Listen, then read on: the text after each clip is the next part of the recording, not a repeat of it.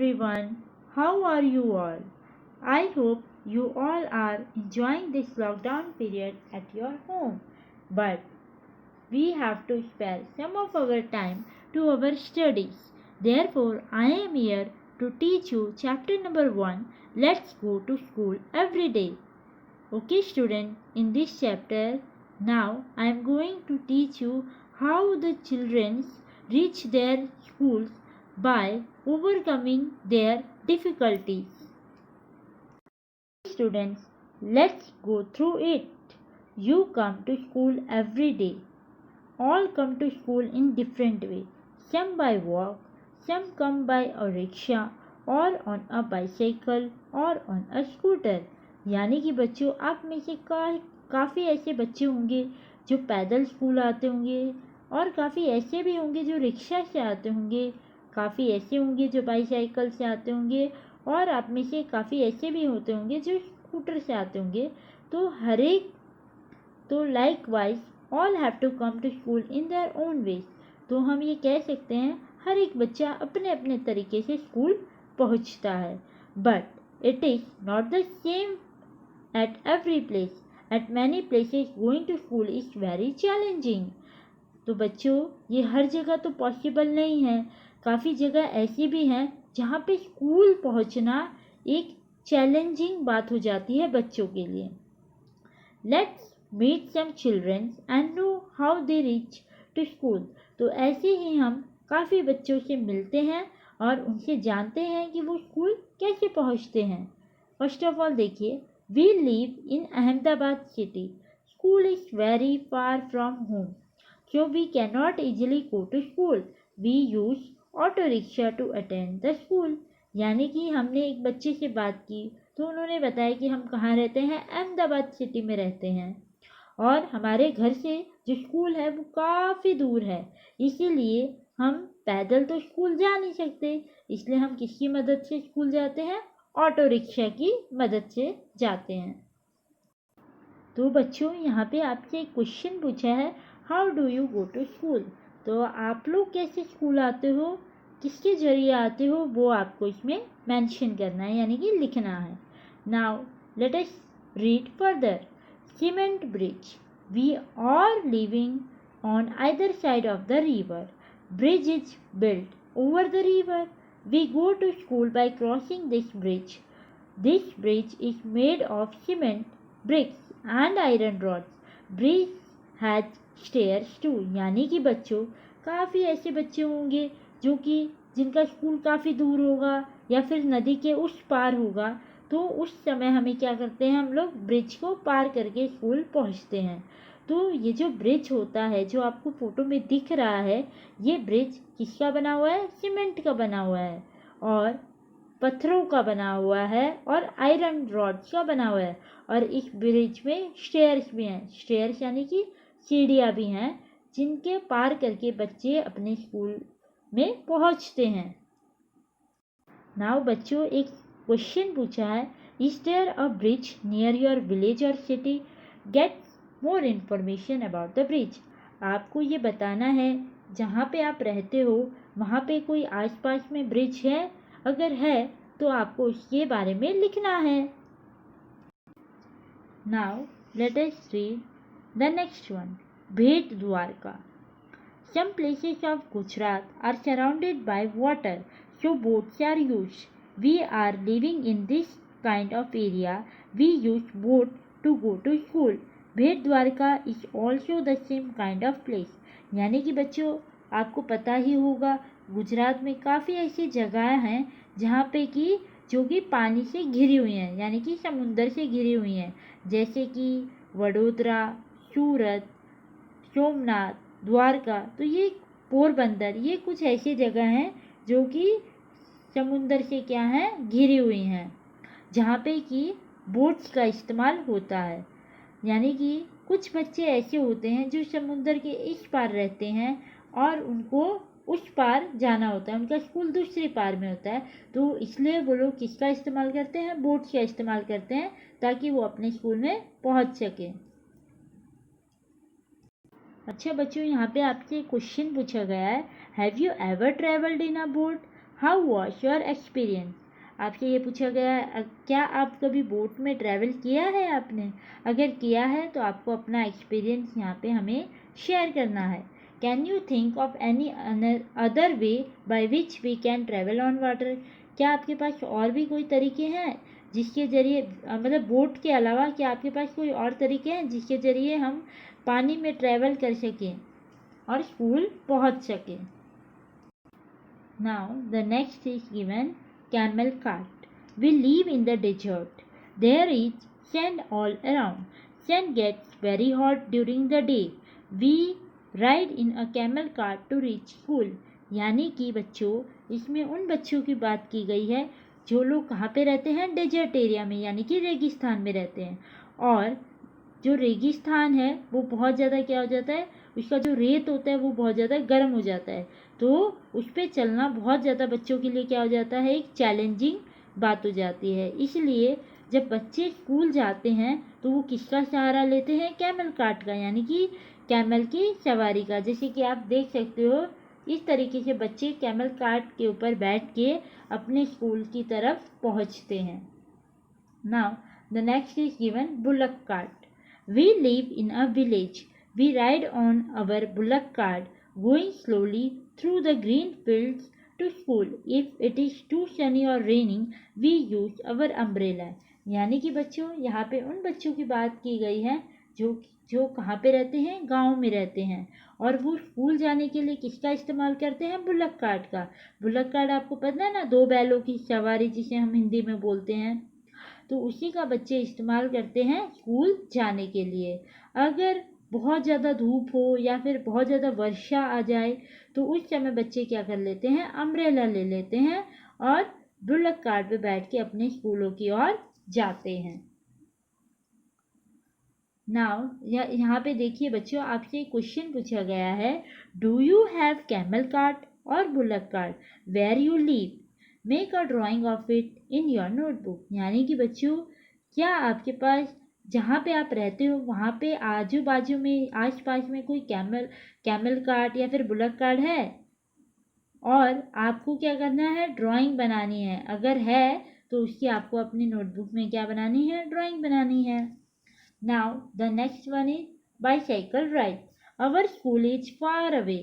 At first girl here did not go to school, but now all girls easily go to school on the bicycle. यानी कि बच्चों आप में से भी ऐसे बच्चे होंगे जो स्कूल में साइकिल्स के जरिए आते हैं। ऐसे ही यहाँ पे भी जो आपको एक पिक्चर दिखाई दे रही है, इसमें जो गर्ल्स हैं वो अपने स्कूल की ओर किसकी वजह से पहुँचती हैं? साइकिल की वजह से पहुँचती हैं। पहले तो उन्हें स्कूल जाने नहीं दिया जाया करता था, क्योंकि उनका एक तो घर बहुत दूर होता था, ऊपर से लोगों की सोच थोड़ी पुराने टाइप की होती थी। लेकिन आजकल जो हमारा जो इन्वायरमेंट है वो पूरी तरीके से बदल चुका है, तो आजकल के ज़माने में जो लड़कियां हैं वो भी अगर दूर भी स्कूल होता है तो वो भी वहाँ तक जा सकती हैं अपने बाईसाइकिल के जरिए। Now the next one is my school, my van. We are living very far from school. School has arranged a vehicle for us in which we go to school every day. यानी कि बच्चों जैसे कि आपको पता होगा हमारे school में भी काफ़ी ऐसे बच्चे होंगे जो स्कूल से जिनका घर बहुत दूर होगा, इसलिए स्कूल वाले क्या फैसिलिटी देते हैं? उन्हें एक अपनी तरफ से एक वैन प्रोवाइड करते हैं जिसमें कि बच्चे आराम से आ जा सकें। तो इसमें भी वही बात बोली गई है कि जो बच्चे हैं वो स्कूल से बहुत ज़्यादा दूर रहते थे, इसलिए स्कूल वालों ने उन्हें क्या प्रोवाइड किया? व्हीकल प्रोवाइड किया, जिसकी वजह से वो लोग डेली स्कूल में आना जाना ईजिली कर सकते हैं। नाउ यहाँ पे देखिए आपको कुछ क्वेश्चन पूछा है, is your school near your home और फार अवे? आपको बताना है कि आपका जो स्कूल है वो आपके घर के पास में है कि दूर है। Does your school provide this kind of facility? If yes then in what vehicle do you go to school? और आपसे पूछा गया है कि क्या आपका जो स्कूल है वो आपको इस टाइप की कोई फैसिलिटी देता है, और अगर देता है तो आपको बताना है कि कौन सा व्हीकल है, कौन सी चीज़ आपको प्रोवाइड की गई है। नाउ एक आपको देखिए लेट्स सिंग अ सॉन्ग, एक सॉन्ग दिया है। School bus drives around town, picking up and dropping off and bumping up and down. Turn to the left, turn to the right, this school bus is out of sight. Big, loud and yellow, my bus is really neat, hop up and take the front seat। तो ये आपको एक क्या दी गई है, poem दी गई है जो कि आपके स्कूल वैन से रिलेटेड है। Let read further. Can you think of a place where none of this vehicles can reach? Are there such places? आपको ये सोचना है, क्या ऐसी भी जगह हैं जहाँ पे कि ये व्हीकल्स ना पहुँच पाएँ? अगर हैं तो वो कौन कौन सी जगह हैं वो आपको बतानी है। Children cross the jungle. We live in Gir forest. We have to go through a thick forest to reach school. It is very silent in jungle that we can hear the sound of different birds and animals. We go to school through the jungle every day. यानी कि बच्चों, कुछ बच्चे ऐसे भी हैं जिनका घर जंगल के उस पार होता है। अगर उन्हें स्कूल आना होता है तो उन्हें जंगल्स को क्या करना पड़ता है, क्रॉस करना पड़ता है। और इसमें इन्हीं बच्चों की बात की गई है। ये ऐसे बच्चे हैं जो कि कहाँ रहते हैं, गिर फॉरेस्ट में रहते हैं। और अगर इन्हें स्कूल जाना होता है तो इन्हें किसका सामना करना पड़ता है, फॉरेस्ट का सामना करना है। और जो it is very silent in jungle, और जंगल में क्या था, बहुत ज़्यादा साइलेंट यानी कि शांति थी। That we can hear the sound of different birds and animals, और जंगल में सिर्फ किस चीज़ की आवाज़ें आ रही थी, बर्ड्स की, एनिमल्स की। We go to school through the jungle every day, और ये जो बच्चे हैं ये अपने स्कूल डेली जंगल्स को पार करके पहुंचते थे। Now the next one, rocky paths. We live on the mountains. The paths are rocky and uneven. For others the path is difficult, but we can easily come up and down. We use this path to go to school.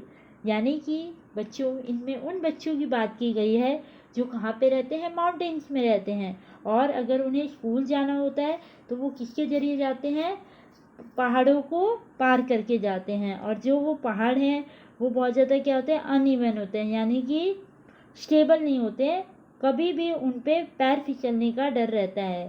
फिर भी ये बच्चे school जाने के लिए उसको भी क्या करते हैं, क्रॉस करते हैं। For others the path is difficult. हम जैसे लोग अगर वहाँ पे जाएंगे तो हमें बहुत ज़्यादा वहाँ पे परेशानी आएगी जाने में, क्योंकि हमें आदत नहीं है। लेकिन ये बच्चे डेली आना जाना करते हैं, इसलिए इनके लिए ये बहुत ज़्यादा ईजी है कि ये लोग अपने स्कूल आराम से पहुँच सकें। Now the next one is, my name is Nidhi. I study in 4th standard. I cannot do the work easily like others children. My legs are not working by birth. At first, I found difficult to go to school. My mother was lifting me every day to school, but now I am coming to school on my own. I have been provided with a wheelchair by which I go regularly to school. और बच्चों, ऐसे बच्चे भी होते हैं जो कि क्या होते हैं, हैंडीकैप्ड होते हैं, डिसेबल्ड होते हैं, जिनको मतलब कोई प्रॉब्लम होती है उनके बर्थ वे से ही। तो यहाँ पे एक बच्चे की स्टोरी दी गई है जिसका नाम है निधि, और वो कौन सी क्लास में पढ़ती है, 4th स्टैंडर्ड में पढ़ती है। और वो स्कूल ईजिली नहीं जा सकती, जैसे हम लोग जा सकते हैं ना, आराम से स्कूल जा सकते हैं, वैसे ही जो निधि है वो स्कूल आराम से नहीं जा सकती क्योंकि उसके पैर नहीं हैं। बट जब वो स्टार्टिंग में स्कूल गई थी तो उसे बहुत ज़्यादा दिक्कत आई थी, लेकिन बाद में उसकी जो मम्मी है वो उसको लिफ्ट यानी कि उठा के स्कूल छोड़ के आया करती थी। पर बाद में वो अपने से ही स्कूल जाने लगी, क्योंकि उसको क्या प्रोवाइड कर दी गई, व्हील चेयर। बच्चों, वो चेयर होती है जिसमें कि जिन लोगों के पास पैर नहीं होते या फिर जिनको चलने में दिक्कत होती है उन्हें व्हीलचेयर प्रोवाइड की जाती है, ताकि वो आराम से एक जगह से दूसरी जगह जा सके। तो ऐसे ही निधि को भी व्हीलचेयर प्रोवाइड की गई ताकि वो आराम से स्कूल जा सके और बाद में वो डेली स्कूल जाती थी अपने आप, किसी की हेल्प लिए बिना। Now student, this is the next way due to which we can reach the school, यानी कि ropeway. Have you ever been to Pavagadh और Ambaji? There is rope way to reach the temple from down to up. Rope way consists of a strong rope of wires and trolley. We sit in the trolley and go up. Get extra information of rope way from your teacher. Many states have this kind of way to cross river or valley. School children also use this. यानी कि बच्चों रोप वे यानी कि इसमें क्या बोला गया है कि जैसे कि आपने देखा होगा पहाड़ों में, अगर आपको ऊंचे पहाड़ पे जाना है तो आप कैसे जाओगे? आजकल रोप वे की फैसिलिटी दी गई है, यानी कि ये एक रस्सी होती है जिसमें कि क्या लगी रहती है, बच्चों? ट्रॉली लगी रहती है। ट्रॉली मीन्स जिसमें कि हम लोग आराम से, एक टाइप का बॉक्स होता है जिसमें कि हम आराम से बैठ सकते हैं और एक जगह से दूसरी जगह जा सकते हैं। तो ये भी एक तरीका है, जैसे कि जो बच्चे लद्दाख में रहते हैं यानी कि ठंडे एरिया में रहते हैं और अगर उनको स्कूल जाना है और बीच में बहुत बड़ी कोई वैली आ जाए, वैली यानी कि कोई घाटी आ जाए, तो वो कैसे पार करेंगे? तो वो ट्रॉली के सहारे पार करके अपने स्कूल्स में पहुंच सकते हैं। Now let us discuss the next method to reach the school. Except this, in many states, because of heavy rain, there is lot of water. So to cross a bridge or bamboo is made. At many places, wooden plank or bridge made of rope is used. No matter whether there is a dense forest, farms, rivers, mountains or deserts, we will regularly reach school. यानी कि बच्चों इसमें ये बोला गया है, कुछ ऐसी जगह भी हैं जैसे कि आसाम हो गया, वहाँ पे बहुत ज़्यादा बारिश होती है, मतलब पूरे साल में लगभग ज़्यादातर महीने वहाँ पे बारिश होती है, तो जिसकी वजह से वहाँ पे पूरा पानी भर जाता है। तो बच्चों के लिए एक बहुत बड़ी मुश्किल हो जाती है स्कूल जाने के लिए, क्योंकि वो पानी को कैसे पार करके स्कूल जाएं। तो वो क्या करते हैं, बैम्बू ब्रिज, बैम्बू तो आपको पता है, बैम्बू एक पेड़ होता है जिसकी वो लोग लकड़ियाँ तोड़ते हैं और उससे एक ब्रिज तैयार करते हैं, ब्रिज यानी कि एक पुल तैयार करते हैं और उसके ऊपर से चढ़ के वो लोग कहाँ पहुँचते हैं? अपने स्कूल पहुँचते हैं।